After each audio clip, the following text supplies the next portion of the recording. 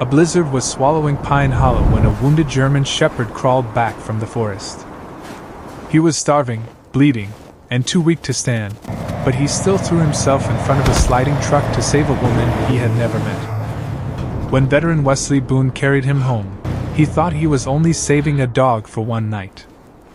Then he found the name on the collar, Cinder, partner of Russell Kane, a mountain rescuer missing somewhere beneath the storm. Outside, the roads were closing, the radio was fading, and the dog kept staring toward Northridge like someone was still calling. Wesley had spent years trying to forget the man he once couldn't bring home, but this time, the storm was asking him to choose again. Stay with this story, and if it moves you, tell us where you're watching from and subscribe for more stories of loyalty, courage, and hope. The storm came early to Pine Hollow, not with the drama of thunder or the mercy of warning, but with a quiet pressure that seemed to lower the sky inch by inch over the roofs. By late morning, the houses along the main road had begun to lose their shapes. Porches turned into white ledges. Trucks parked beside the feed store became hunched mounds.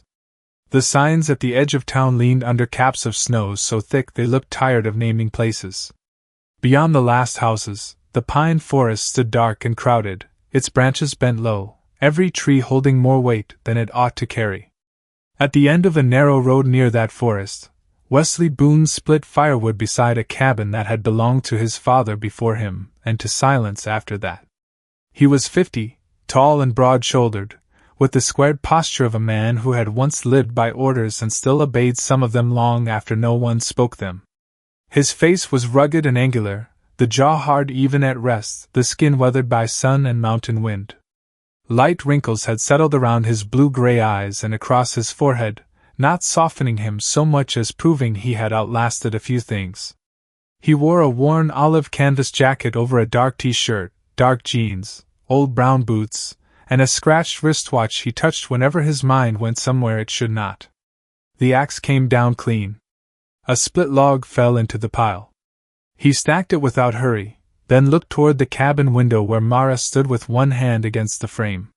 She tried to smile when he caught her watching, but the effort cost her. Even through the glass he could see the tightness in her breathing. Mara Boone was 27, old enough to hate being fussed over and young enough for Wesley to remember her as a child every time danger came near her. She had her mother's hazel brown eyes and the same stubborn way of lifting her chin when she wanted people to stop measuring how fragile she was.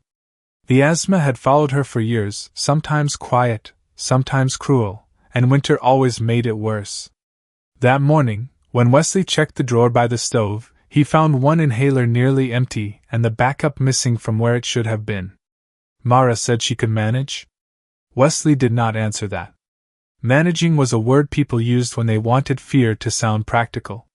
The weather radio repeated the warning in a flat voice: heavy snowfall, worsening winds before dusk, travel discouraged after mid-afternoon, possible road closures through the northern pass. He listened to the message twice, then shut it off.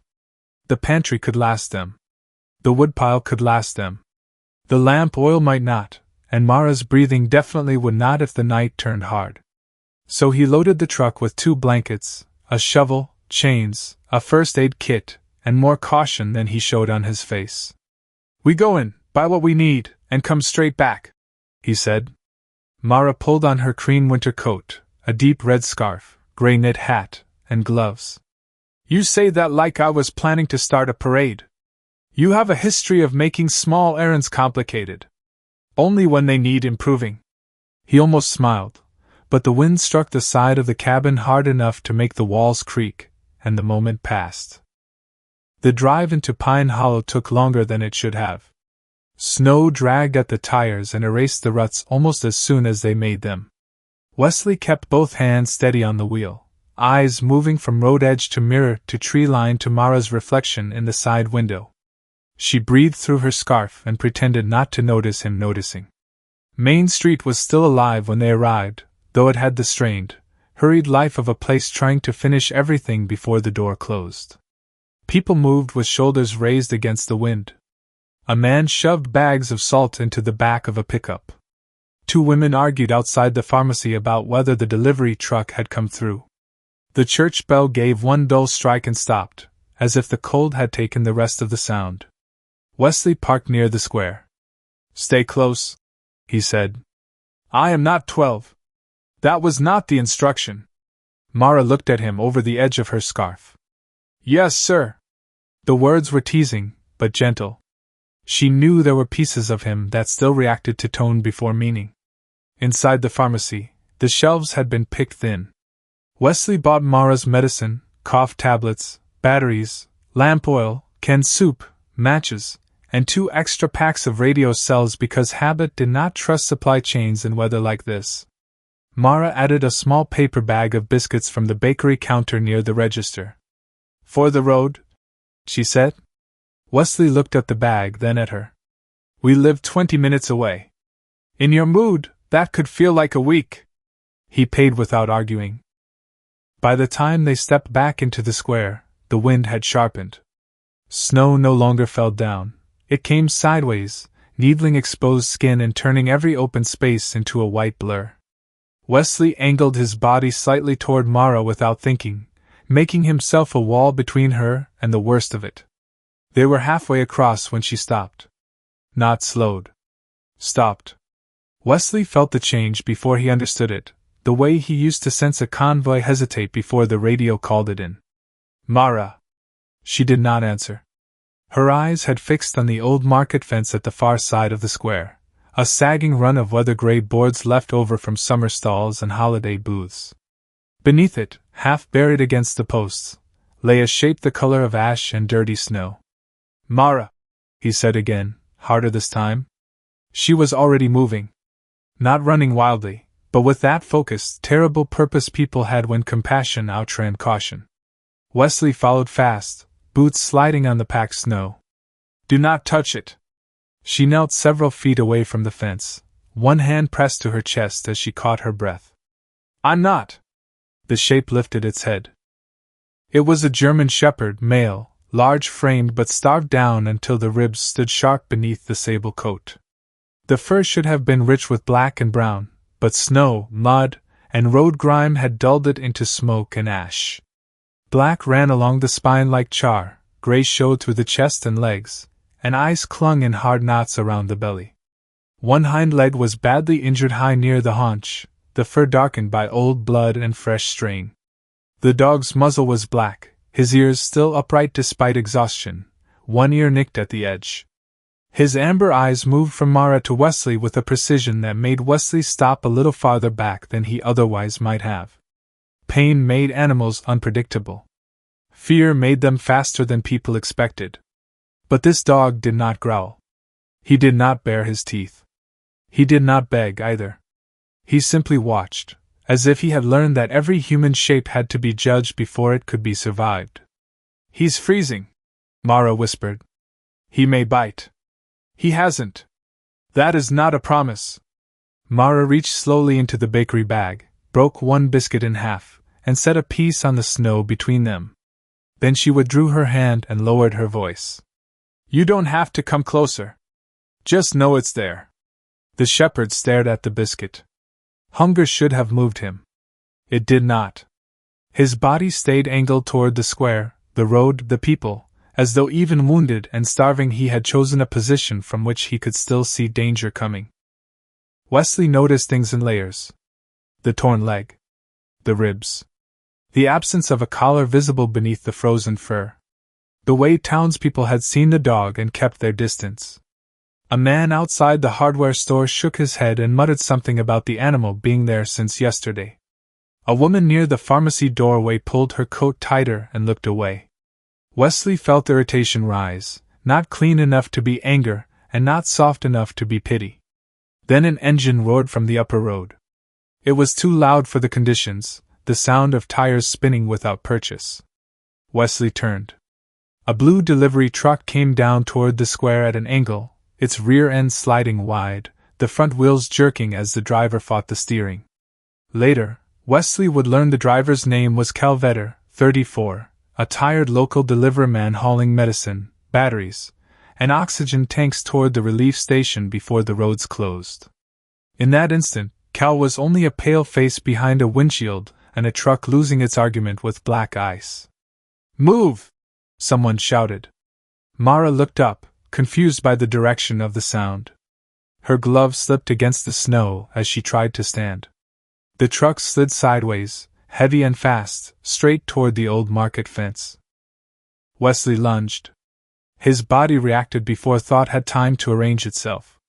He saw Mara, the fence, the truck, the impossible distance between his hand and her sleeve. Her name tore out of him with a force that frightened him.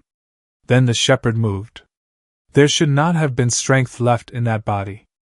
There should not have been speed in those ruined legs.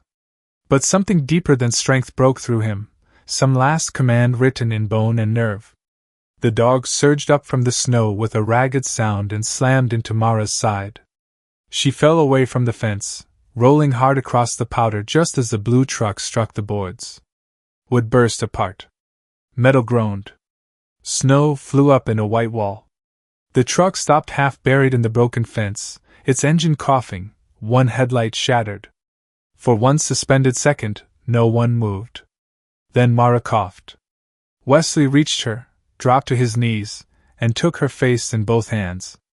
"Breathe." She sucked in air, shallow but real. "I'm okay," she gasped. He checked her shoulders, arms, ribs, eyes, the way training had taught him to let hands find the truth before fear invented one. "Mara." "I'm okay." Only then did he turn. The shepherd lay near the stone step of the old market office, flattened against the snow. His body had taken a second impact when the truck clipped the fence and threw debris outward. The injured hind leg had opened again. He lifted his head barely an inch, not toward Wesley, not toward the gathering crowd, but toward Mara. He held that position until his eyes found her sitting upright in the snow. Only then did his head sink back down. Calvetter stumbled from the driver's seat, shaking so badly he nearly fell. "I didn't see the ice. I swear I tried to brake. God, I'm sorry. I'm sorry." His navy delivery jacket was dusted white, reflective strips flashing in the storm light. No one answered him. People stood at doorways and windows, close enough to witness, too far to help. Wesley felt a coldness pass through him that had nothing to do with weather. He had seen crowds do that before, wait for someone else to step into the dangerous part of mercy. Mara crawled toward the dog, but Wesley caught her arm. "Slow." She nodded, tears cutting clean tracks through the snow on her cheeks. "He saved me." Wesley looked at the animal and wished the sentence had been less true. He had spent years avoiding moments that demanded a verdict from him. He could help with wood, roads, broken engines, stuck neighbors, practical things that ended when the work ended. This was different. This dog had been hurt before they arrived. He had been ignored before they arrived. And when danger came, he had not used his final strength to flee. He had used it to put himself between Mara and death. Something old and buried shifted in Wesley's chest, something tied to smoke, metal, shouted orders, and a hand he had once failed to reach. He touched the scratched face of his wristwatch with his thumb, then forced his hand away. Not there, he told himself. Not now. Wesley removed his olive jacket and spread it carefully beside the shepherd. "Easy," he said, low and steady, the same tone he had once used with frightened men in worse places than this. "I'm not here to hurt you." The dog's amber eyes opened halfway. No trust. Not yet. Only exhaustion and calculation. Wesley slid the jacket under him with slow movements, supporting the chest first, then the hips, keeping pressure away from the torn leg. The shepherd tensed once, a tremor running through his whole body, but he did not bite. Up close, Wesley felt how little weight there was beneath the thick ruined coat. Mara stood unsteadily and opened the back door of the truck. "Bring him home," she said. Wesley almost said no. He almost said they would call someone, that there were rules for wounded animals, that the cabin was not a clinic, that the storm was already closing around them. Instead he looked at the broken fence, the people watching from safe places, the blue truck steaming in the snow, and the dog who had chosen Mara when no one had chosen him. "Just until the road's clear," Wesley said. It was a lie shaped like caution, and both of them knew it. Mara did not challenge him. She only moved the supplies aside and laid her red scarf near the blanket in the back seat, not touching the dog, just giving warmth somewhere close enough to find. Wesley lifted the shepherd into the truck, shut the door against the storm, and climbed behind the wheel. As Pine Hollow blurred white around them, he told himself he was only bringing home an injured animal for one night. But the weight in the back of the truck felt nothing like one night. It felt like a door opening in a house he had spent years keeping locked. Wesley Boone drove home with the storm closing behind him like a door no one would be able to open again before morning. Pine Hollow vanished in pieces through the rear window, first the square, then the broken market fence, then the dull blink of the pharmacy sign, then even the blue shape of Cal Vetter's wrecked delivery truck blurred into white. Mara sat beside him with one hand wrapped around the paper bag of medicine and the other pressed lightly against her ribs where the fall had knocked the breath out of her. She had told him 3 times she was fine. Wesley had accepted none of those reports. He knew the difference between fine and alive, and right now she was only the second one. In the back seat, the injured shepherd lay wrapped in Wesley's olive jacket and 2 wool blankets, his head low, eyes half open, body shivering hard enough to make the seat creak. Every few miles, Wesley looked in the mirror. Every time, the dog was looking not at him, not at the road, but at Mara, as if the animal would not allow himself to lose track of the person he had saved. The cabin appeared out of the trees just before the road behind them disappeared entirely. Snow had climbed the steps and sealed itself against the lower logs. The porch lantern swung in the wind, casting a weak gold circle that looked too small for the storm around it. Wesley parked close to the door, cut the engine, and listened for 1 second to the sudden absence of motor noise. The world outside was not quiet. It was full of wind, branches scraping, snow hissing across the roof. But under all of it, he could hear the dogs breathing, thin, uneven, and too fast. "Inside first," he told Mara. "I can help. You will help by breathing." She gave him a look that would have started an argument on another day, but the cold took the fight out of it. Wesley carried the shepherd in both arms, careful to keep the injured hind leg from swinging. The dog stiffened when lifted, a deep tremor passing through him, yet he still did not snap. That restraint worried Wesley more than a bite would have. A terrified animal with strength left defended itself. This one was choosing what little strength remained and spending none of it. They laid him on a folded quilt near the stove, close enough for warmth but far enough that the heat would not shock him. Mara knelt on the other side, scarf still around her neck, face pale above the red wool. "Tell me what to do." Wesley had already moved into a part of himself that did not waste words. "Kettle. Clean towels. The metal box under the sink. Then sit down if your breathing tightens. Don't start." "I already started." She obeyed because the dog made stubbornness feel selfish. Wesley washed his hands, opened the field kit he kept for accidents he never admitted expecting, and took out gauze, antiseptic, shears, tape, and a small flashlight. He had treated men in ditches, trucks, dust, and smoke. He had pressed life into wounds while radios screamed and engines burned. An injured dog was not the same, but blood had a language. Cold had a language. Shock had a language. He cut away enough matted fur to see the torn line high on the hind leg and felt Mara go still. "Look at his face," he said, not unkindly. "Not the wound."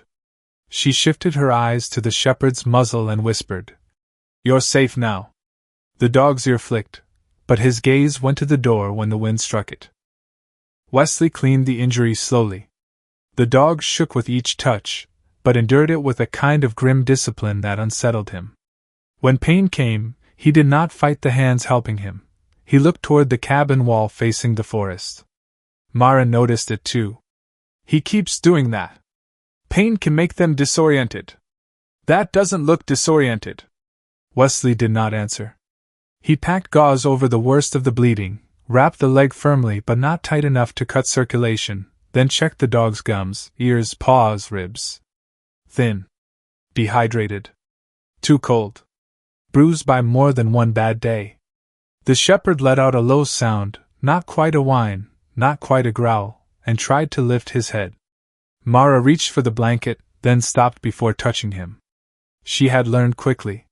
"He saved me," she said again, quieter this time, as if saying it too loudly would break whatever fragile thing had formed in the room. Wesley kept his hands busy. "He got you clear. That is saving. I know what it is." The answer came sharper than he meant. Mara looked at him, then looked away. She knew better than to ask which memory had spoken. The collar was found almost by accident. Mara was warming a towel by the stove when she saw a dark strip buried beneath wet fur at the shepherd's neck. "Uncle Wes." He leaned closer with the flashlight. At first he thought it was only a torn strap or a piece of old harness, blackened by mud and ice. He worked it loose gently, cutting one hardened knot with the shears. A small metal tag clung beneath the dog's throat, so scratched and packed with grime that the letters were almost invisible. Wesley wiped it with the edge of a damp cloth. The first word appeared. "Cinder." Mara whispered it before he did. The dog's eyes opened. Not wide, but enough. Wesley wiped again. More letters surfaced beneath the name, R. Kane, Unit 7. Below that was a mountain rescue symbol he had seen on road signs near trailheads and emergency sheds throughout the county. For a moment the cabin seemed to narrow around the tag, around the dog, around the fact that this animal had not merely wandered out of nowhere. He had belonged to someone. He had been trained for something. He had come from a story already in progress. Wesley crossed to the radio shelf and turned the dial through static until he reached the sheriff's frequency. The storm made every voice sound distant and half-drowned. "Crowley, this is Boone. You copy?" It took 3 tries before Sheriff Dana Crowley answered, her voice roughened by interference and fatigue. Dana was a woman who never wasted calm. When she used it, people listened. "I copy enough. You home?" "Barely. I have the dog from the square." A pause. "Alive?" "For now." Wesley looked at the tag in his palm. "Collar says Cinder?" "R. Kane. Unit 7. The static thickened. When Dana spoke again, something had changed in the space between her words. "Read that again." He did. Mara watched him from the floor, one hand resting near the dog but not on him. Dana exhaled through the radio. "Russell Kane. Pine Hollow Mountain Rescue Unit 7. He went missing 6 days ago with 2 volunteers near North Ridge. Avalanche cut the old service road. Search got suspended when this new system moved in. Air support can't fly. County rigs can't get past the South Pass." Wesley stared at the storm-black window. "You think he's dead?" "I think 6 days in that country is a long time."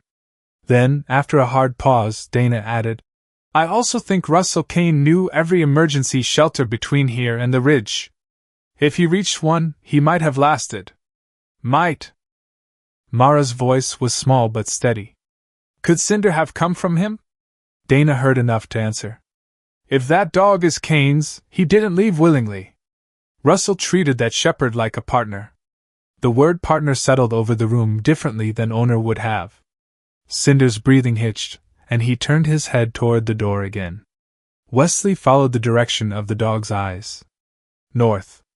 Not exactly, perhaps, but close enough to trouble him. "Dana, if this dog came down from North Ridge with that leg, he was moving for a reason. Or running from what happened.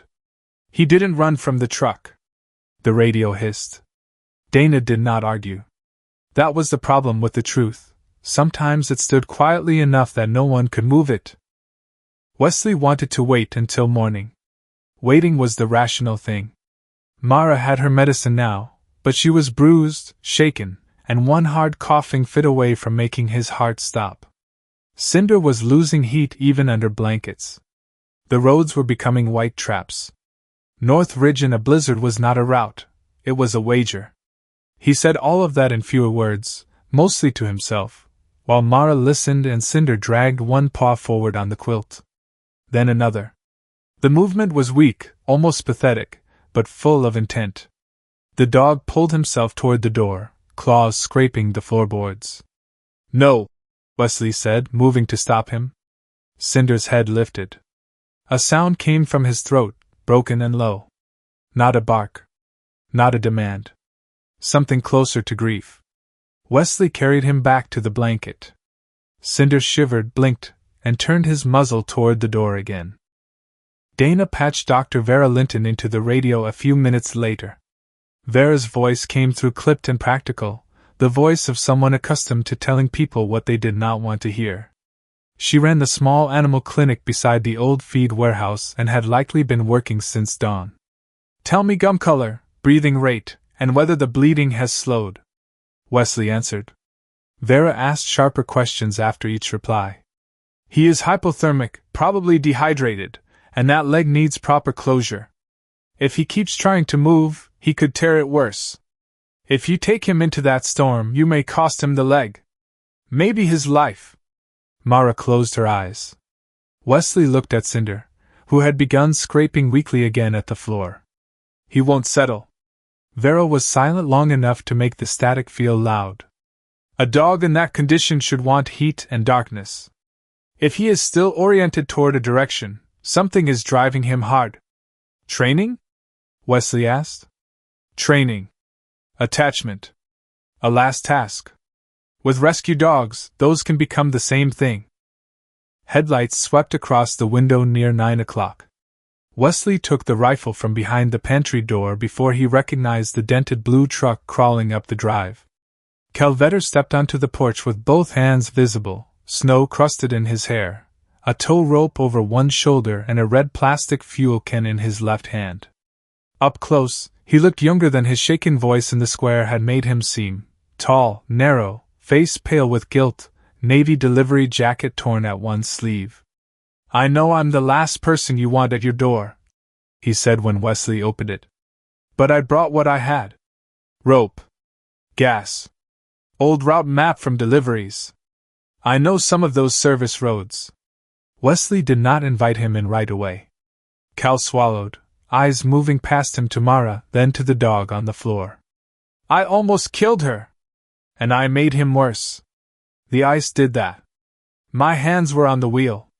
That was not an excuse." Wesley respected that more than he wanted to. Mara stood behind him, wrapped in a blanket now, her inhaler on the table within reach.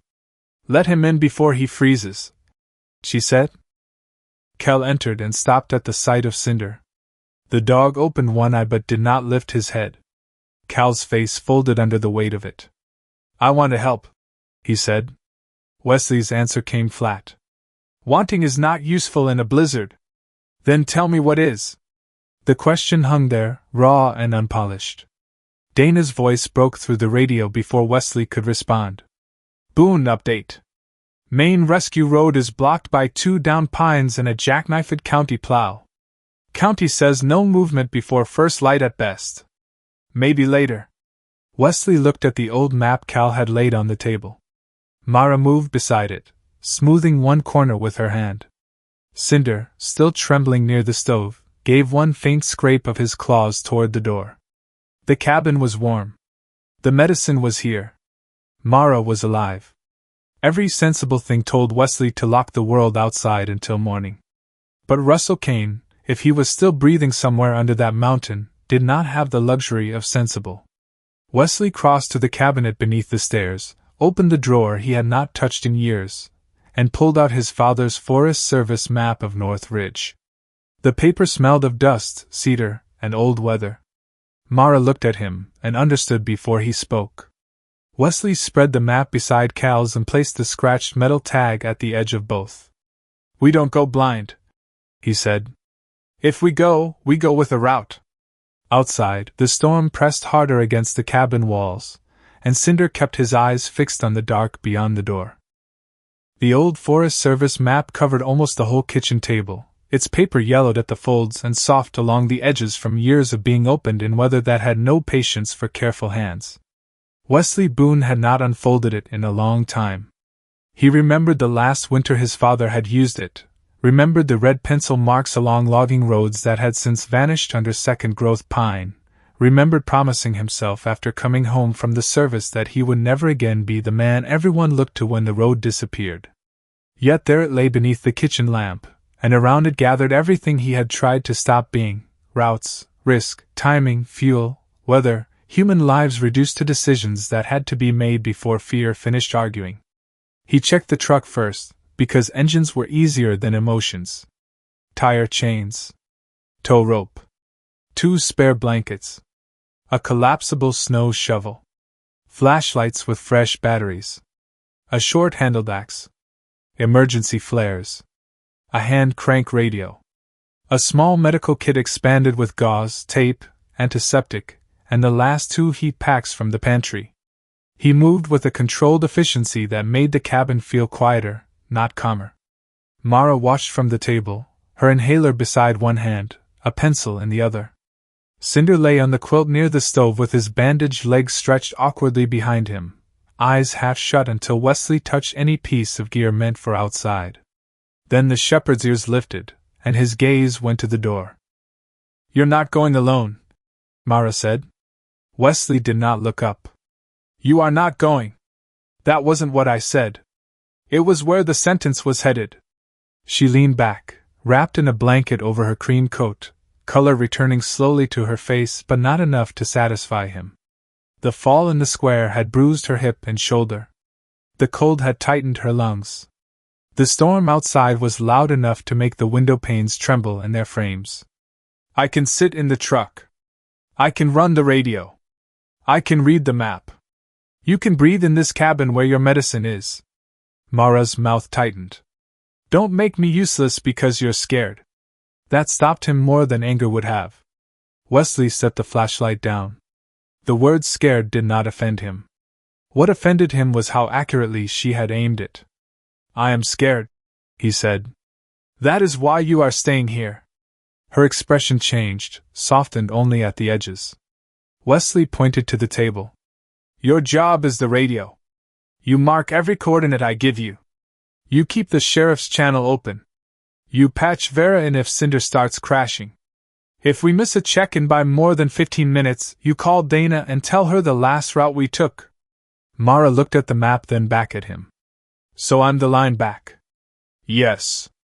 "Then say that instead of treating me like glass." He nodded once. It was not an apology, exactly, but in Wesley's language it was close. Headlights swung across the cabin wall a few minutes later, and the sound of a heavier engine pushed through the wind. Sheriff Dana Crowley arrived in a county patrol truck fitted with chains, the front grille packed with snow, the light bar off because there was no point wasting battery on authority the storm would not respect. When she stepped inside, she brought the weather with her: ice in the seams of her dark sheriff's coat, snow clinging to the brim of her knit cap, and a cold stare that went first to Cinder, then to Wesley's gear, then to the map. Dana was in her early 50s, broad-shouldered and solid in the way of people who had hauled sandbags, bodies, and bad news without waiting for help. Her short dark hair showed silver at the edges beneath her cap, and her gray-green eyes had the hard calm of someone who had made too many winter calls after midnight. "This looks like a man preparing to do something he hasn't cleared with the sheriff," she said. Wesley closed the medical kit. "This looks like a sheriff who already knew I would." Dana wiped snow from her gloves, but did not remove them. "Knowing foolishness is coming doesn't make it policy." Calvetter stood near the mudroom, trying to take up less space than his body allowed. He had returned with dry socks, a second jacket, and a gilt so visible it seemed heavier than the tow rope he had brought earlier. Dana gave him one glance.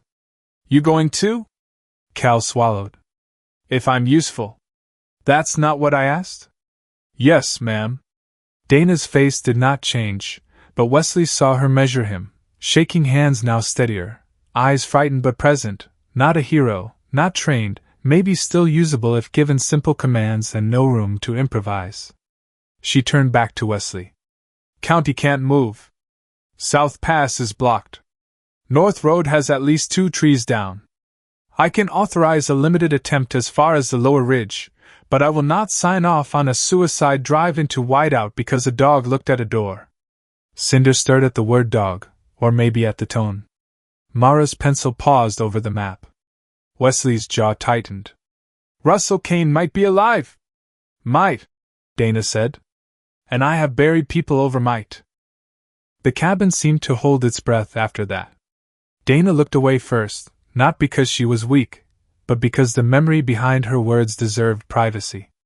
8 winters ago, she said more quietly, 2 volunteers went after a stranded snowmobiler beyond Miller Cut. Good men.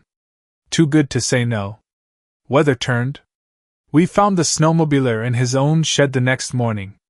He had walked home. We found the volunteers 3 days later. Cal lowered his eyes. Mara's face tightened with the helpless sadness of hearing the cost behind a rule. Wesley looked at the map and felt a different cold open under his ribs. He knew the shape of Dana's story. Different weather, different uniforms, same arithmetic. One life out there, several lives here, orders shouted through static, and a decision that would spend the rest of your life explaining itself inside your skull. I left a man once, Wesley said. The words came out before he had decided to give them permission. Mara went still. Dana did not move. Cal looked up carefully, as if sudden attention might close the door again. Wesley kept his eyes on the red pencil lines of the map. Convoy outside Kandahar. Fuel truck hit. Fire moved faster than we did. My sergeant was pinned in the second vehicle. Command ordered us to pull the rest back before the whole line went. I tried until they dragged me off him. His thumb found the scratched face of his old wristwatch and pressed hard. The report said the order saved 9 men. That was true. It also said there was nothing more I could have done. I've never known what to do with that part. No one answered quickly, which was a mercy. Cinder gave a thin sound from the quilt, not pain exactly, more like the dream of a whine. Wesley looked at him.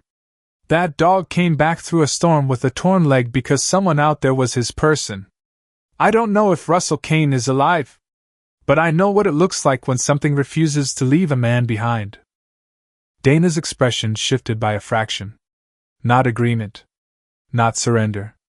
Recognition. Then we do this like a rescue, not a confession, she said. My truck follows yours. We keep check-ins every 10 minutes. No crossing open slopes if I say they're unstable. No hero exits. No one leaves the vehicle alone. Cal follows direct orders only. If visibility drops to nothing, we stop. If the dog worsens past Vera's line, we reassess. And if I call it Boone, you turn around. Wesley held her gaze. If you call it for conditions, I turn around. Not good enough. It is what I can promise. Dana stared at him long enough to make the silence work. Then she nodded once, unhappy but practical. Get the dog secured. That was the hardest part. Cinder understood movement before anyone touched him. His head lifted, and for one fierce second the amber eyes looked almost strong. But when he tried to push up, the injured leg trembled and failed. Vera came through the radio as Mara relayed what they were doing, her voice sharp with worry and professional restraint. He cannot walk that route. Do you hear me? Not a heroic limp. Not a few steps for drama. He stays immobilized as much as possible. Understood, Wesley said. I mean it, Boone. Pain can make a working dog override his own body. You have to be the smarter animal. Mara almost smiled despite everything. Wesley did not. He built a sled from an old rescue toboggan stored above the toolshed, the kind his father had once used to haul injured hunters out of the lower timber. He lined it with blankets, added a tarp against wind, and fixed a low side brace so Cinder could see without needing to rise. When Wesley lifted him onto it, Cinder shook, but his eyes remained locked toward the north wall. Mara tucked a warm towel near his chest. You don't have to prove it by dying, she whispered to him. Cinder blinked slowly, and for a moment his muzzle rested against her wrist. Cal helped load the toboggan into the back of Wesley's truck, securing it so Cinder would not slide when the road bucked under them. His hands were clumsy at first, then steadied when Wesley gave him specific knots to tie. Square knot. Not that. Again. Cal obeyed without complaint. I know you don't trust me, he said under his breath.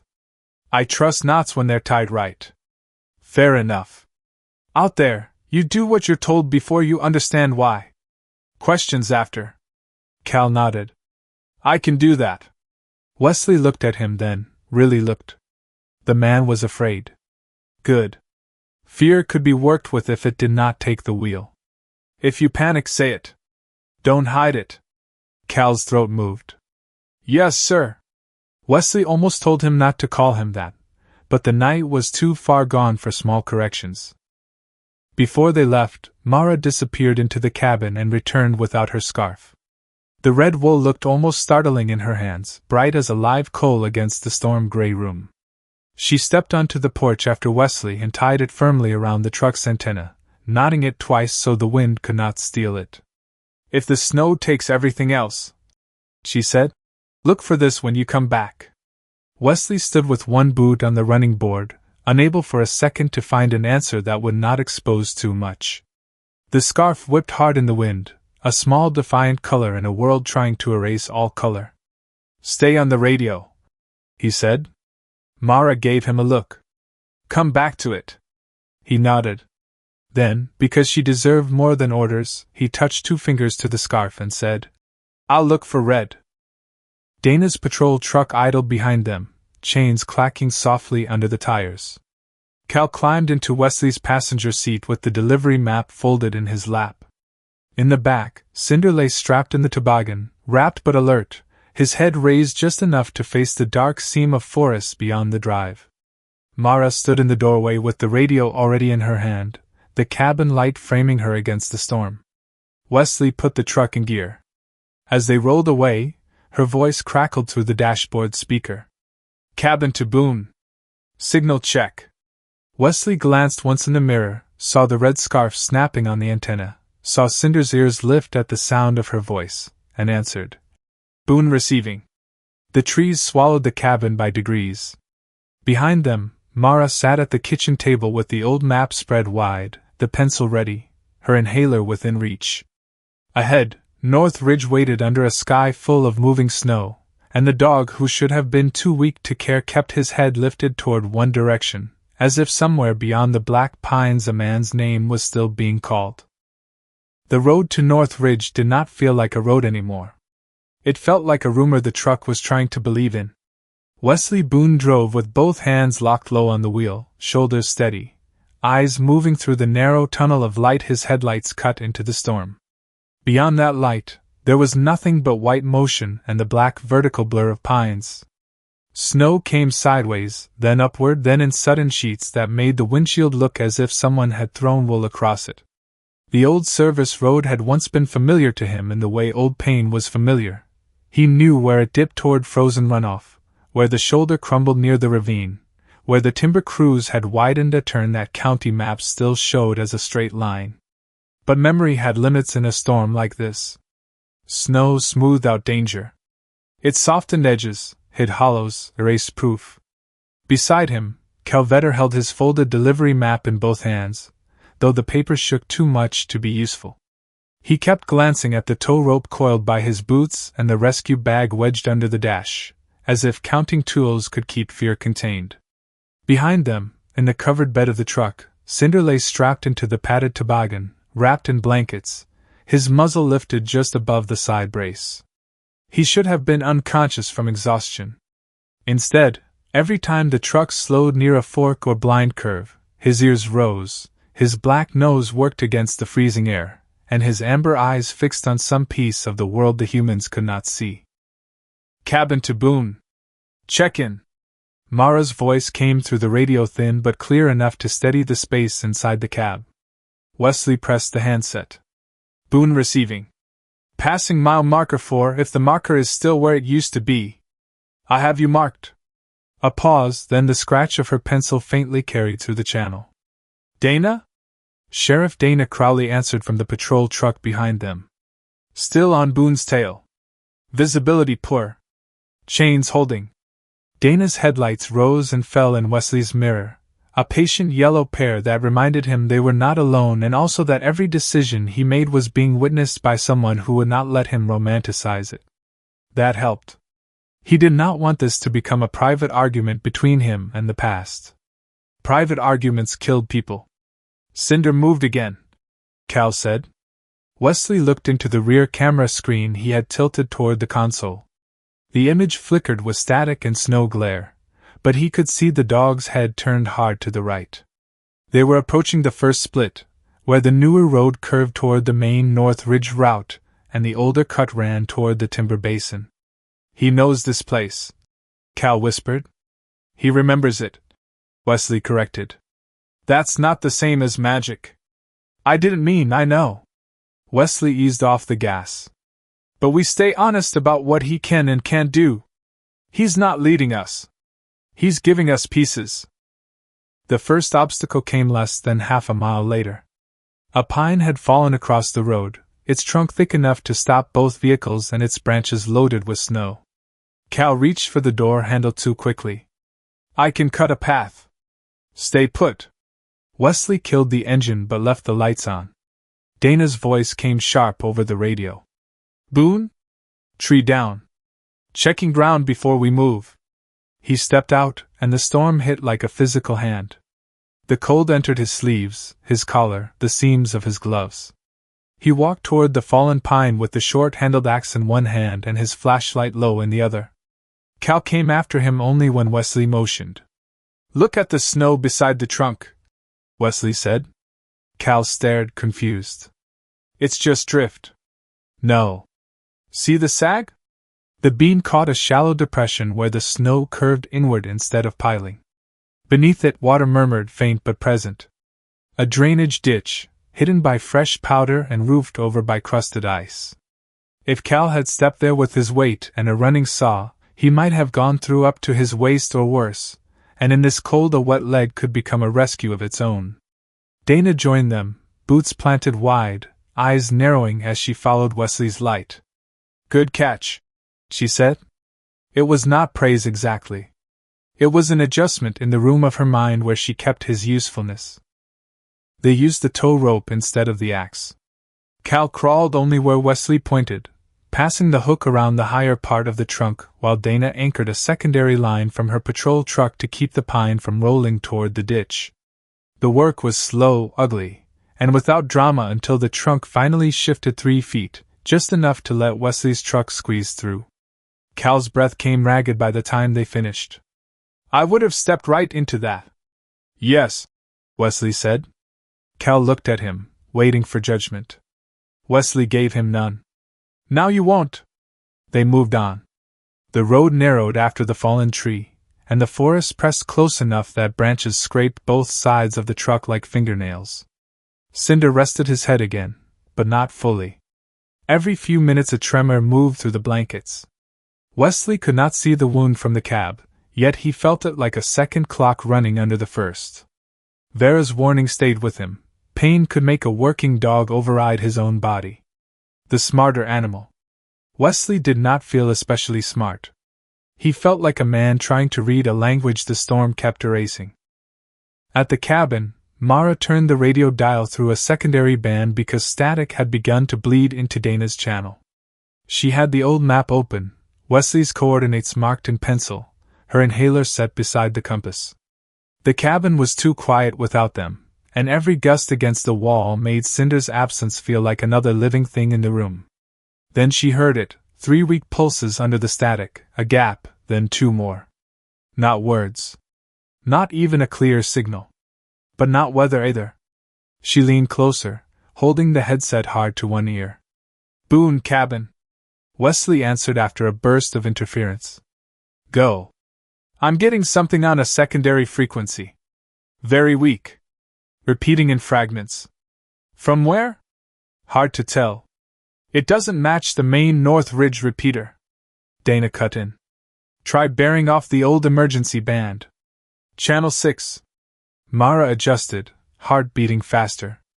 The signal sharpened for half a second, then slipped. It may be Warden's Notch. Dana's answer came fast. That station was decommissioned years ago. Wesley slowed the truck. Not fully. The county stopped stocking it, but the structure stayed. Old fire crew shelter. Iron stove. Cash locker if no one stripped it. Cal looked from Wesley to the windshield. Could Kane have made it there? Wesley did not answer until the next curve was behind them. If he knew he couldn't make the main road, he would try for shelter. Russell Kane would know Warden's Notch. Cinder lifted his head at the name, weak but immediate. The turn toward Warden's Notch was almost invisible, buried under wind-blown snow and screened by young pines. Wesley might have missed it if Cinder had not begun to strain against the brace, not violently, but with a focused desperation that made the toboggan creak. The dog gave one hoarse sound. Cal twisted in his seat. There. He's looking there. Dana's truck stopped behind them. Boone, that route crosses the old bridge. Wesley shut off the wipers for 1 second to see the snow pattern better, then turned them back on. I remember. That bridge hasn't been raided in 20 years. Neither have I. Not funny. Wasn't meant to be. They crawled forward until the wooden bridge emerged from the storm, or rather the idea of it did. 2 low rails under a smooth white blanket, the creek below hidden in darkness and ice. Dana walked ahead with a probe pole while Wesley watched the beams from the edge. The wood groaned once in the wind. Maybe only wind. Maybe not. Dana returned, shaking her head. No. I won't put vehicles over that. Cal looked sick.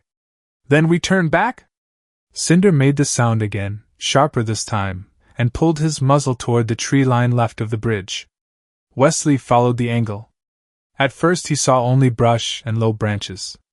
Then an old cut opened in his memory, a logging drag road, used before the bridge was built, longer by 2 miles, rougher, but it stayed on higher ground. He pushed through the snow to the tree line and found the old entrance beneath hanging pine limbs. There's a bypass. Dana came beside him. You sure? No. He looked back at Cinder. But he is remembering the same way I am. The bypass punished them for choosing it. The trucks crawled over buried ruts and frozen humps, engines straining, chains biting. Twice Cal had to get out and guide Wesley around stumps hidden under snow caps. Once Dana's patrol truck slid sideways and stopped a foot from a shallow drop, and for 10 breathless seconds no one spoke while she worked it back inch by inch. Yet the road held. The radio signal grew no clearer, but it did not vanish. Then Cinder began to whine, low and pained. Wesley stopped. Ahead, half buried in a drift, something orange showed beneath a crust of ice. Cal climbed down with the flashlight and brushed snow away. A rescue sled lay overturned beside a torn medical pack, its straps frozen stiff, one handle snapped. Dark stains marked the snow beneath the new powder, old blood diluted and hidden by storm after storm. No body. No clear sign of Russell. Only evidence that someone had fought the mountain here and lost order. Cal backed away, breathing too fast. We're chasing ghosts. Wesley felt anger rise because fear often wore Cal's voice and said the thing everyone was trying not to say. Get back in the truck. What if he's dead? What if this dog dragged himself all the way down for a dead man? Wesley turned too quickly. Dana stepped between them before the words could become damage. Enough. The mission is not only to find a living man. It is to account for the missing and bring back whoever can be brought back. Alive, injured, or dead, Russell Kane doesn't stay erased under snow because we're afraid of the answer. That steadied Cal, but it shook Wesley in a different place. The wind moved through the pines with a dry, rushing sound, and suddenly it was not snow hitting the truck but sand against armored glass, not Dana's radio but command static, not Cal breathing behind him but a young soldier sobbing for someone they could not reach. Wesley's hand closed around the wheels so hard his knuckles burned. The world narrowed and tilted. Not now. Not here. He knew the words, but knowing did not always pull a man back. Then weight touched his forearm. Cinder had lifted his head through the open rear window gap where the tarp had been adjusted for air, and his muzzle rested against Wesley's sleeve. The dog was too weak to understand memory, too focused on his own invisible line to offer comfort on purpose. That made it work better.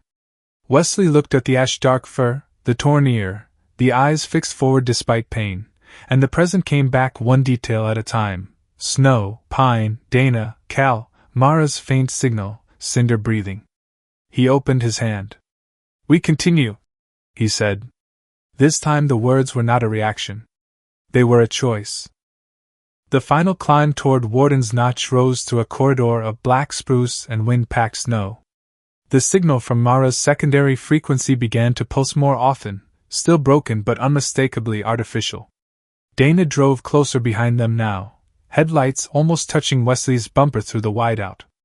Cal had stopped apologizing and started reading landmarks from the old delivery map in a steadier voice. Rock cut should be right side. Then a service marker may be gone. Then the notch.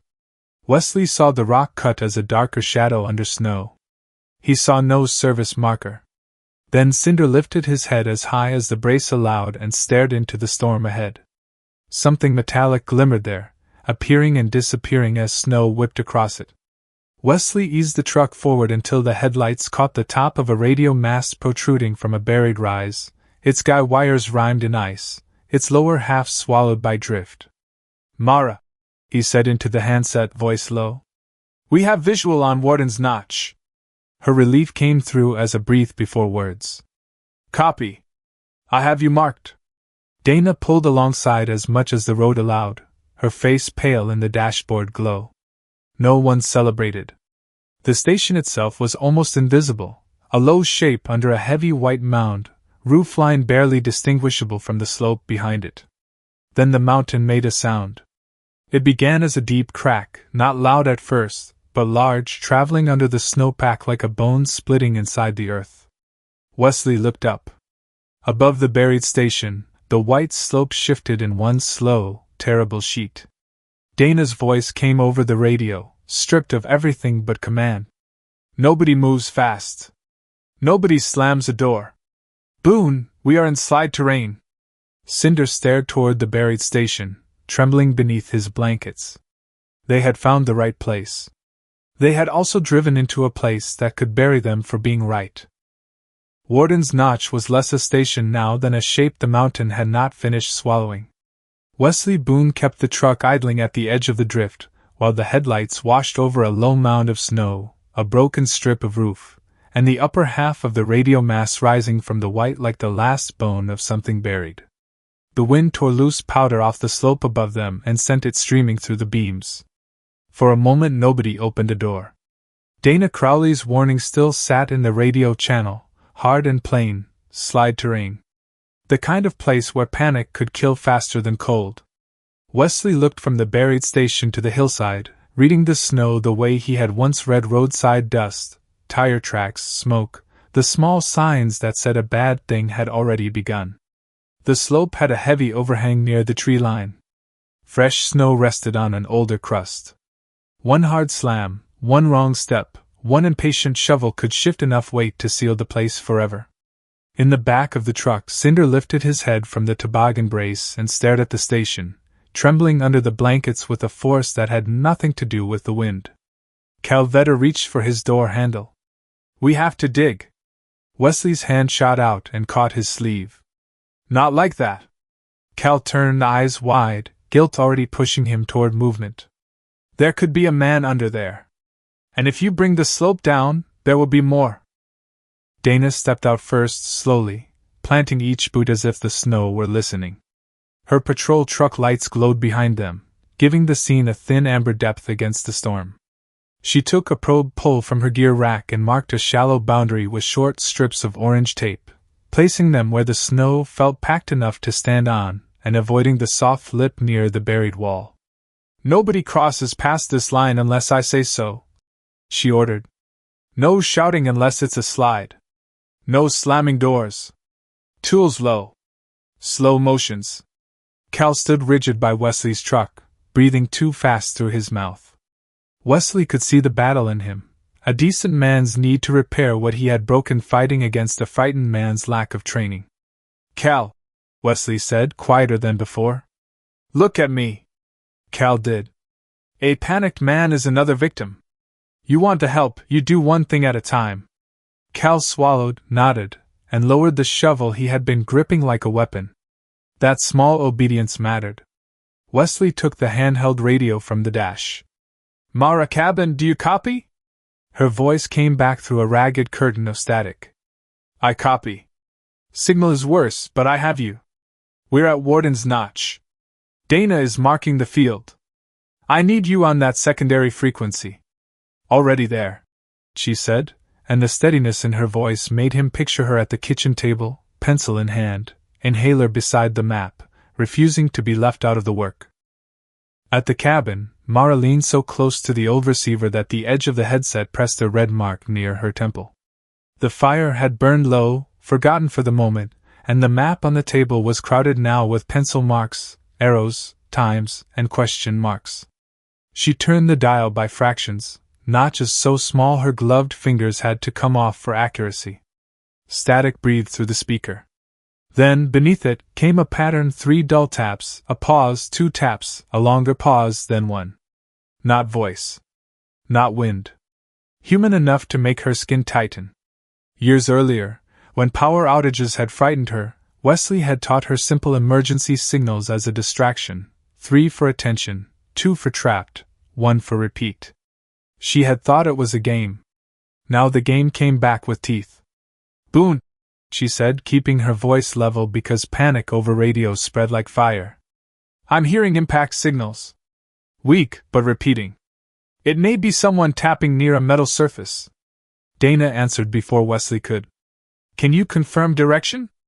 Only that it strengthens when I tune below the old Warden repeater. It's not clean enough for voice. Wesley looked at the buried station. Could be pipes. Could be the stove. Could be a person, Mara said. No one contradicted her. They began with probes, not shovels. Dana moved along the marked line, pushing the pole into the snow at an angle to feel for walls, hollow spaces, roof edge. Wesley followed, comparing what the pole found with his memory of old fire crew stations: main door on the south side, storage alcove on the east, narrow side vent near the stovepipe, cellar hatch in the back if this model matched the others. The main door was buried under too much compressed snow. The roof groaned when the wind shifted. Digging there might collapse it. Cinder suddenly gave a broken cry from the toboggan. His body jerked as he tried to rise. The straps held him, but the movement tore a dark bloom through the outer layer of bandage on his hind leg. Cal cursed under his breath and stepped toward him. Wesley got there first, kneeling in the snow beside the toboggan, both hands firm but gentle against Cinder's shoulders. No. Down. Cinder fought once, weakly, then fixed his eyes on the east wall. Not the roof. Not the buried door. The east wall, where the snow had packed into a hard, slanted mass beneath the broken line of a vent pipe barely visible through ice. Wesley followed the stair. Dana. She came over, saw the angle, and probed. The pole sank 4 feet, struck wood, then slid into a pocket of air. Her expression sharpened. There's a void. Vera Linton's voice cut through Mara's patch a minute later, clipped with urgency. Boone, I'm hearing he tore the bandage. How much bleeding? Wesley checked, jaw tight. Slow seep. Not spurting. He's alert. Alert is not the same as stable. Keep him warm and stop letting him throw himself around. If he loses more blood in that temperature, you may not get him back. The phrase landed hard. Not get him back. Wesley looked at Cinder's face, at the eyes still locked on the vent. Using the dog's reaction could save Russell. Letting the dog keep reacting could kill him. There was no clean version of mercy here. He adjusted the wrap, added a pressure pad, and pulled another blanket over Cinder's body, leaving only the head free. You showed us, he murmured. Now you stay. Cinder's breathing fluttered, but he stayed. Dana heard enough to understand the decision. We dig the vent line, she said. Small hole. Controlled. Boone, you cut. Cal clears. I watched the slope. The work became a brutal rhythm. Wesley used the axe blade to break crust in thin layers, never swinging hard enough to jar the buried wall. Cal scooped loose snow with the small shovel, then with his hands when the space narrowed. Dana stood angled toward the slope, eyes moving from their work to the overhang above, one hand on the radio, the other holding the probe. Wind filled the hole as fast as they opened it. Snow found sleeves, collars, gloves. The cold went from painful to distant, which Wesley knew was worse. Twice he ordered Cal to step back and flex his hands. The second time Cal resisted. "I can keep going." "You can keep going after you can feel your fingers." Cal backed away, then turned his face from them. At first Wesley thought he was vomiting. Then he realized the man was crying, silently and furiously, shoulders shaking under the navy jacket. "If I hadn't lost control in the square," Cal said, voice breaking, "that dog wouldn't be bleeding out here. Mara wouldn't have almost—" He could not finish. Dana did not soften her tone, but her words were not cruel. "Guilt is only useful if it keeps your hands steady. It is useless if it makes you reckless." Cal dragged one sleeve across his face. "I don't know how to fix it." "You don't fix it by dying beside him," Dana said. "You fix it by doing the next right thing and surviving long enough to do another." The hole reached wood. Wesley cleared around the vent pipe, found a narrow panel cracked inward by pressure. He worked the axe head under it and pried. A breath of air escaped from inside, stale and cold, carrying the smell of damp ashes, old smoke, metal, and something human underneath. Everyone froze. Dana lifted one hand for silence. From the dark beyond the vent came a faint sound. Tap. Tap. Tap. Then nothing. Mara heard it through the radio and pressed her hand over her mouth, not trusting herself to speak. Wesley leaned close to the gap. "Russell Kane!" His voice stayed low but carried into the hollow. "This is Wesley Boone with Sheriff Crowley. If you can hear me, tap once." A pause. Then one weak tap answered from somewhere below. Cal whispered, "God." Dana closed her eyes for half a second, then opened them. Relief would have to wait. "We need a person inside," she said. Wesley was already tying a rope around his waist. The opening was too small for gear and almost too small for him. Wesley removed his outer jacket, kept only the thermal layer and gloves, and slid through feet first, shoulders scraping the broken frame. Snow pressed cold against his back. Wood creaked around him. Dana held the rope outside while Cal braced the panel to keep it from collapsing inward. 10 minutes, Dana said. "You report every 10 feet or I pull you out." "There isn't 10 feet in there." "Then report anyway." He dropped into darkness onto a slanted floor slick with ice. His flashlight beam caught overturned shelves, a broken chair, a stovepipe bent nearly flat, and a ceiling beam bowed down like a jaw about to close. The station had been crushed from one side. Snow filled the main room waist deep near the door, but an open pocket remained along the east wall where the vent and stove had protected a narrow corridor of air. The tapping came from below, behind a half-buried hatch near the storage alcove. Wesley crawled to it, each movement measured. The hatch was wedged under a fallen shelf. He cleared enough debris to lift one corner, and shone the light down. A man lay in the cellar space beneath, wrapped in emergency foil, one arm raised weakly toward the light. Russell Kane looked smaller than the name had sounded. He was in his mid-50s, face hollowed by cold and thirst, beard iced at the edges, rescue jacket torn and dark with soot. But his eyes were open. Not strong. Open. "Kane," Wesley said. "We've got you." Russell's cracked lips moved. Wesley lowered his head to hear. "Cinder," Wesley swallowed. The first question was not where am I, not am I saved, not how bad is it. It was the dog.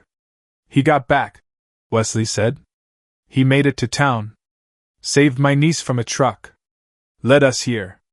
Russell's eyes filled before his face could change. In the broken dark under the mountain, the old rescuer began to cry without sound. Wesley reached down and gripped his hand. He did his job. Russell closed his eyes once, and when he opened them again, something like peace moved through the exhaustion. "Good boy," he whispered. "Good boy." Then the station trembled. Not from wind this time. From above. A deep shudder passed through the roof beam, and fine snow sifted down across Wesley's flashlight. Dana's voice snapped through the rope line and radio together. Boone, movement on the slope. Get ready to pull out. Russell's hand tightened weakly around Wesley's glove. Outside, Cinder lifted his head and gave one hoarse, broken bark toward the buried wall. Wesley looked from the cellar hatch to the sagging roof, from the living man below to the narrow hole behind him. They had found Russell Kane. Getting him out before the mountain shifted again would be another rescue entirely. The first slide did not bury the station, but it changed everything. Snow dropped from the slope above in a heavy white shove, enough to seal half the vent opening behind Wesley and press the broken wall inward with a groan that seemed to come from the bones of the mountain. The rope around his waist snapped tight. Outside, Dana Crowley shouted his name, but the sound arrived muffled, as though the station had sunk underwater. Wesley braced one shoulder against the tilted floor and kept his flashlight fixed on Russell Kane's face below the hatch. Russell was alive, but only in the fragile, stubborn way a flame stayed alive inside a lantern with cracked glass. His lips were split, his beard rimmed with frost, and the foil blanket around him had gone dull from soot and moisture. One leg was pinned beneath a fallen support beam that had dropped across the cellar space. His chest rose shallowly, paused too long, then rose again. Wesley had seen breathing like that before in men who were still present but already being called somewhere else. Kane, Wesley said, forcing his voice steady. I'm going to get that beam off you. Russell's eyes moved toward him slowly. Roof? Holding for now. It was not a lie if now was the only piece of time they had. Dana's voice cracked through the radio clip to Wesley's shoulder. Boone, report. He's pinned. Leg under a support. I need leverage and a controlled pull. You have movement above you. Work fast, not stupid. Copy. Wesley looked down again. Russell gave the faintest smile, dry and pained. Dana always did know how to comfort a man. The joke was thin, but it kept Russell awake, so Wesley accepted it as medicine. He lowered himself farther through the hatch, boots searching for solid boards among spilled cans, broken shelving, and packed snow. The cellar was not large, maybe 6 feet by 8, originally meant for emergency stores and tools. Russell had survived inside that cramped pocket by using everything with ruthless discipline. Empty food tins stacked in one corner, a small pot blackened from melting snow, the remains of a fire coaxed from broken chair legs and old forms, a radio unit wired to a battery he had nearly drained. Wesley saw the story in fragments and understood it too well. Survival was not one brave act. It was 1,000 small refusals to lie down. He slid his gloved hand under the beam and felt where it trapped Russell's lower leg. Can you feel your foot? Some pain? Enough to know I'm not dead. Wesley unhooked the compact pry bar from his belt. Above him, Calvetter was clearing snow away from the vent hole, while Dana held the main rope and monitored the slope. At the cabin, Mara kept the radio line open, her voice coming in every few minutes to confirm signal and bearing. Dr. Vera Linton had joined the channel from her clinic, no longer speaking only as a veterinarian now but as the closest medical mind they had. Keep him flat if you can, Vera warned. Hypothermia, dehydration, crush injury. Don't let him try to stand. Russell heard enough to rasp. Wasn't planning a dance. Then another vibration moved through the structure. Snow sifted down across Wesley's neck. The beam over his shoulder made a sharp cracking sound, and the cellar went smaller in his mind. Not physically. Worse. In memory. The dark became smoke. The trapped leg became a pinned body in a burning vehicle. The creak of wood became metal warping under heat. Suddenly Wesley was not under Warden's notch but beside a fuel truck outside Kandahar, years younger, arms blackened, throat raw from shouting a sergeant's name he could not pull free. The order to withdraw came again in his head. The hands dragging him away came again. 9 men saved. 1 man left. His grip loosened on the pry bar. Russell saw it. Even half frozen, he saw more than Wesley wanted seeing. Boone, Russell whispered. Wesley did not answer. Look at me. That was not a request. It was the voice of a rescuer speaking to someone about to lose the thread. Wesley forced his eyes to Russell's. Some men live, Russell said, each word scraped thin. Not because they left someone. Because somebody had to carry the road back. Wesley's breath caught. Russell closed his eyes for a moment, then opened them again. If you're still here, use it. Outside, Cinder gave a weak, broken sound that carried through the vent opening like a line thrown into darkness. Wesley's hand closed around the pry bar. The past did not leave. It never did. But for the first time in years, it moved one step behind him instead of standing in front. Wesley worked. He cleared ice from under the beam with the edge of the tool, wedged the pry bar beneath the least rotten section, and looped a short strap beneath Russell's shoulders. Dana, I need a lift on my count, not a yank. Cal, feed slack, then lock it. Mara, mark time. If I stop talking, Dana pulls me first, then him. Mara's voice came back tight but controlled. Marked. You are not allowed to stop talking. Copy that. Dana answered. Ready. Cal said. Ready. And this time his voice did not break. Wesley counted slowly. On 3, he leaned his weight into the pry bar while Dana pulled the shoulder strap just enough to shift Russell's torso. Russell groaned, a low sound that seemed to tear more from will than from pain. The beam rose half an inch. Wesley shoved a broken board under it as a crib. Again. They repeated the motion. Half an inch. Then another. Enough to slide Russell's trapped leg free without dragging it sideways. Wesley wrapped it quickly, not looking too long at what cold and pressure had done. There would be time for damage later if they earned later. He's free, he said. The words should have brought relief. Instead, the roof groaned again, and a slab of packed snow slumped across the vent opening, narrowing the light. Outside, Cinder heard Russell's voice when Wesley called up, and the shepherd's restraint finally broke. He pushed against the blankets, dragged himself forward despite the straps, and got one foreleg over the edge of the toboggan before Vera's voice cut through the radio. Do not let him move! Cal turned, torn between the vent and the dog. Dana shouted. Cal, hold the line! Wesley heard the chaos above and almost lost the rhythm. Then Cinder made another sound, not loud, not strong, but unmistakably directed downward. Russell's eyes opened. Cinder? Wesley bent close. He's here. Russell's breathing hitched. Let me hear him. Wesley did not have time to argue with the cruelty of hope. He keyed the radio near the hatch. Outside, Dana pulled the handheld close to Cinder's muzzle. The dog lay half out of the blankets now, shaking violently, head pointed toward the hole.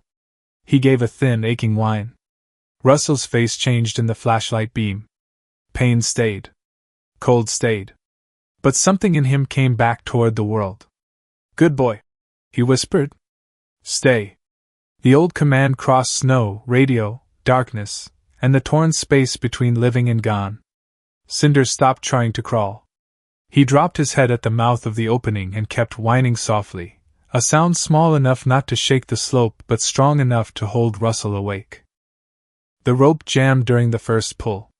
Dana had Russell's shoulder strap, Wesley pushing from below, but the line caught under a lip of ice near the vent frame. Cal saw it before anyone else did. The old Cal, the one from the square, pale and apologizing while everyone stared, might have frozen. This Cal dropped to his stomach, reached into the narrow gap, and worked at the ice with bare fingers after his glove snagged and tore. Vetter, get your hand out of there! Dana snapped. Line's locked! His voice was strained but clear. If you pull now, it'll cut! Wesley felt the rope bite useless. Snow blew into Cal's sleeves. His fingers reddened, then went frighteningly pale. He kept working until the rope jumped free. Dana seized the slack and locked it around her hip. Now! She shouted. Wesley lifted Russell under the arms, careful of the injured leg, while Dana pulled and Cal guided the freed line. Russell moved upward inch by inch, body scraping wood, breath ragged, one hand clutching the rescue tag at his throat as if it were the last part of himself he could still command. The station shuddered again. A board snapped somewhere behind Wesley. Mara's voice came through the radio, not calm now but firm. Wesley, you have slight noise above you. Dana, 20 yards downslope, the wind just changed. You need to move. Dana did not ask how Mara knew. The cabin line had become part of the rescue now, as real as rope. Russell cleared the opening in a rush of snow, hands grabbing him from above. Dana and Cal pulled him onto a blanket beyond the soft edge, dragging him carefully but quickly toward the marked safe line. Wesley climbed after him, shoulders bruising against the narrowed vent. For 1 second his boots slipped, and the station behind him gave another deep groan. A hand caught his wrist. Cal's hand, half frozen and shaking, held on with everything it had. Wesley kicked, twisted, and came out into the storm on his knees. Dana did not give anyone time to collapse. Move him to the truck. Now. They carried Russell between them, Cinder's toboggan dragged alongside. When Russell saw the dog, his hand lifted weakly. Cinder tried to rise again, failed, and settled for pressing his head against Russell's chest when they laid the man briefly beside him to adjust the blankets. For a few seconds the storm, the slope, the cold, all of it seemed to stand back. Russell opened his eyes and found Cinder's face. You did it, he breathed. You came back. Cinder's tail did not wag. He had no strength for that. He simply closed his eyes under Russell's hand. Russell fumbled at the chain around his neck. Wesley thought he was in pain and reached to stop him, but Russell shook his head. With slow, trembling fingers, he pulled free a metal rescue tag stamped R. Kane, Unit 7. He pressed it into Wesley's palm.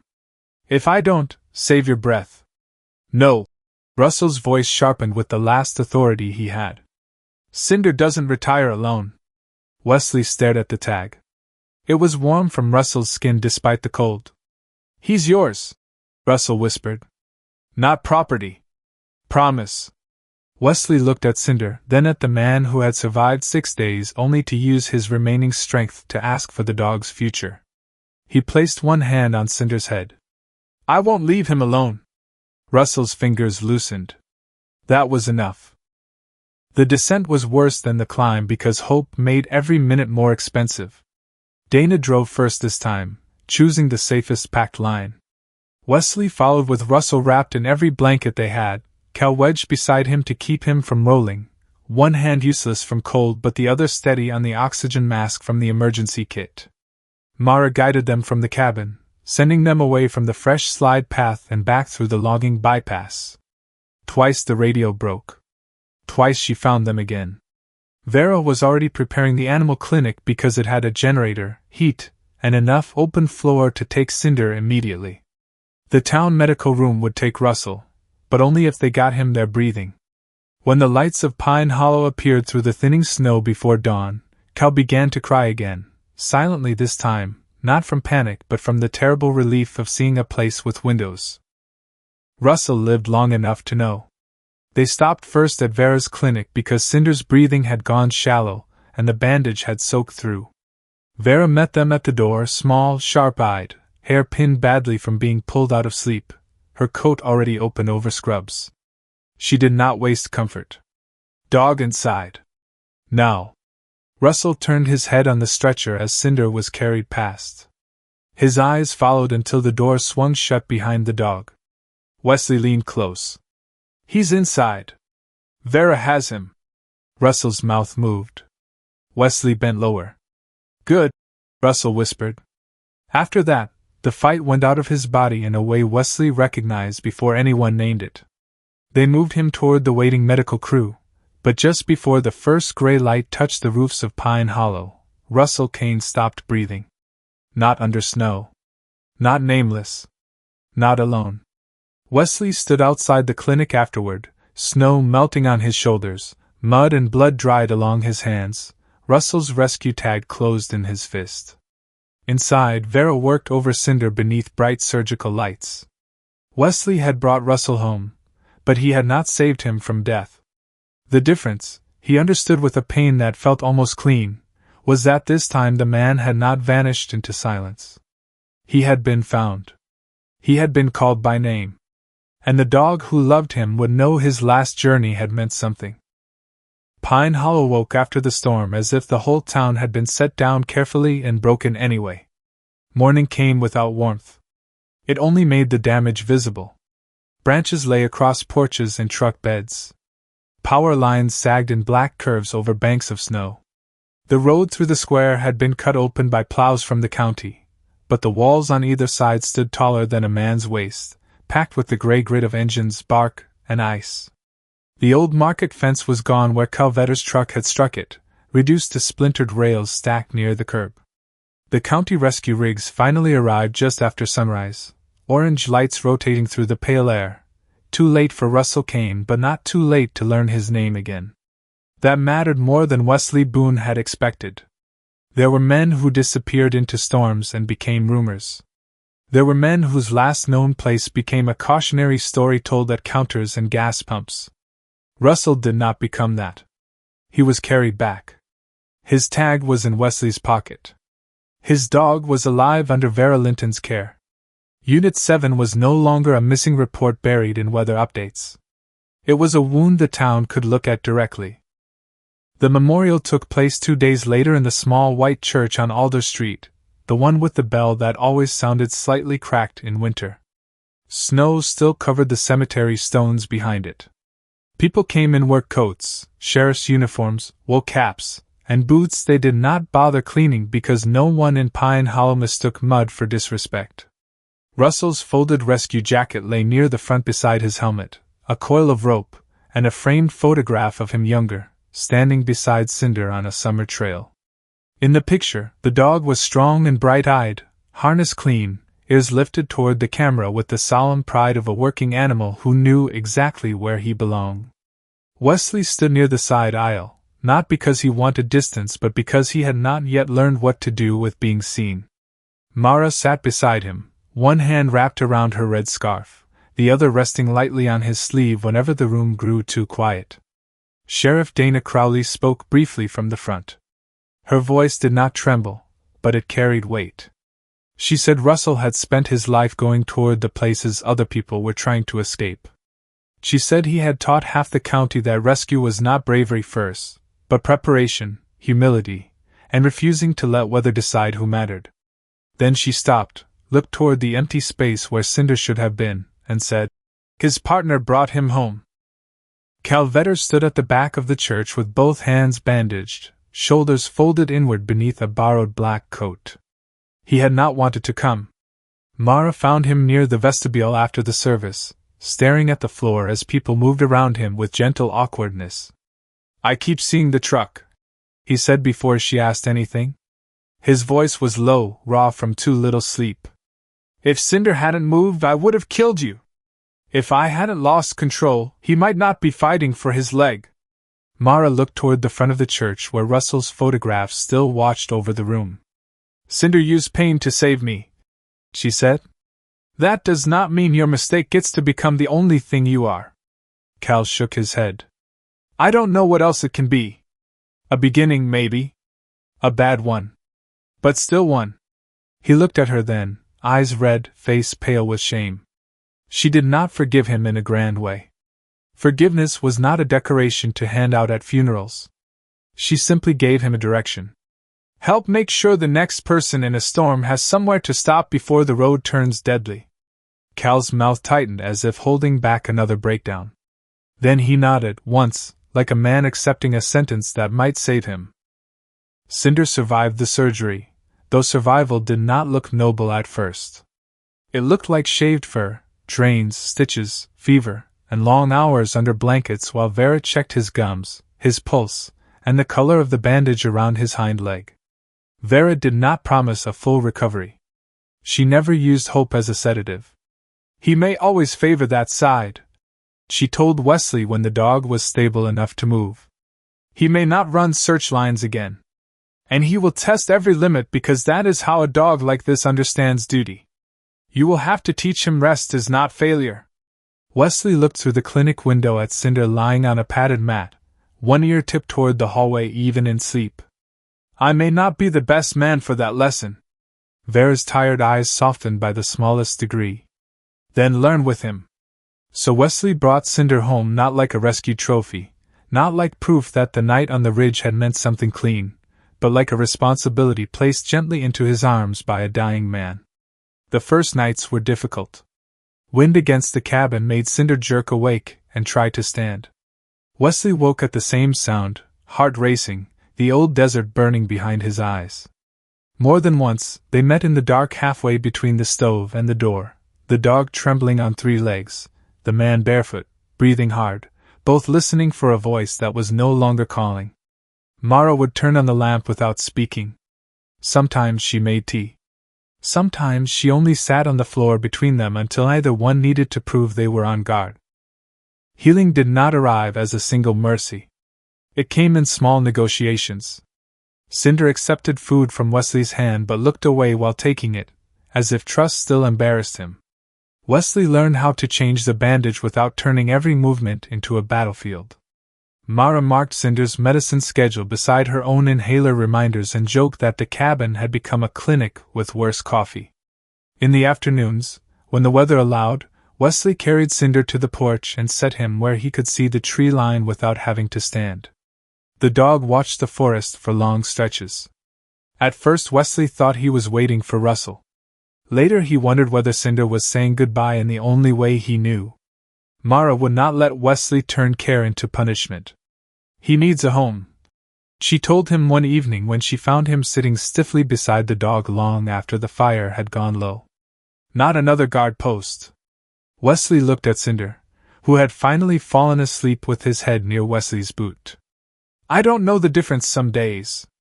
Mara leaned against the doorframe, red scarf loose around her neck.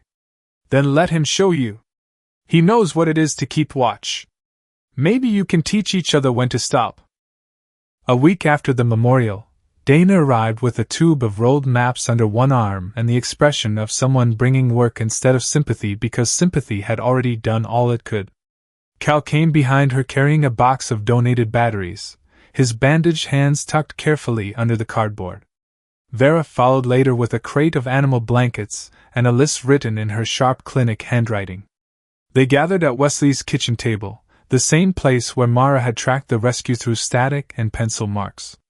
Dana unrolled maps of old winter shelters, fire crew sheds, logging turnouts, and abandoned service stops around Pine Hollow. "We relied too long on county response and men like Russell filling the gaps quietly," she said. "That storm made the gaps visible." Cal cleared his throat. "Your back shed has roof damage, but the frame is good. I can repair it. Store blankets, fuel, oxygen bottles if Vera can help source them, maybe radio cells, water, dog food." Vera nodded. "And a heated kennel corner. Not just for strays. Working dogs, pets from stranded vehicles, animals pulled from cold houses. People delay rescue when they think they have to leave an animal behind." Mara touched the edge of the map, eyes moving to the porch. "Hang a red light outside," she said. "Not bright enough to blind. Just enough that anyone lost on the road knows somebody is awake." Wesley did not answer right away. He had spent years making the cabin smaller than it was. One man. One stove. One locked door. One road people rarely took unless they meant to. The idea of turning it outward felt like cutting open a scar and calling it a window. He stepped onto the porch while the others kept talking softly behind him. Cinder lay near the threshold, bandaged legs stretched out, head raised toward the tree line. The red scarf Mara had tied to the truck antenna now hung on a nail by the door, dry and bright. Beyond the yard, the forest road curved into pines still loaded with snow. Wesley had once loved that road because it let him disappear.